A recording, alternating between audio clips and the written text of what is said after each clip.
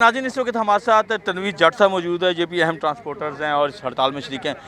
जट साहब अब पहिया जाम करने जा रहे हैं तो आवाम को सारे मार रहे हैं, आप भी टैक्स किराए भी बढ़ा देते हैं, पहिया भी जाम करते हैं, लोग किधर जाएँ?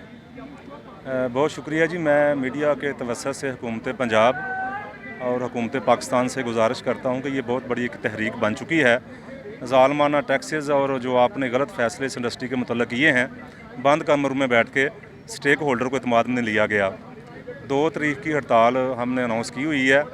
अगर हमारे मुतालबा तस्लीम ना हुए तो एहतजाज पूरे पाकिस्तान में हर शहर में हर चौक में होगा और जब तक मुतालबात पूरे ना हुए धरने और एहतजाज का सिलसिला पूरे पाकिस्तान में जारी रहेगा। मैं हुकूमत से ये गुजारिश करता हूँ कि वो होश के नाखिल लें और इससे पहले कि आवाम सफ़र करे हमारे साथ बैठें, हमें सुने और इसका हल निकाला जाए। अच्छा, इस सियासी अदम इस्तेहकाम के दौर में आपकी तरफ से हड़तालें, ट्रेडर्स की तरफ से हड़तालें, तो मामला कैसे हल होंगे? किस तरीके से आपके मुतालबात कौन सुनेगा? हुकूमती अरकान तो आपस में लड़ रहे हैं। ट्रांसपोर्ट इस मूवमेंट का किसी भी सियासी जमात से किसी भी धड़े से कोई तल्लक नहीं है। हम खालिस्तान अपने इश्यूज़ पर बात कर रहे हैं और हमारी जो हड़ताल है, एहतजाज, वो सारे अपने इश्यूज़ पर हैं, वो हल कर दिए जाएं। हम हड़ताल से पहले आज ही कॉल ऑफ करने के लिए तैयार हैं।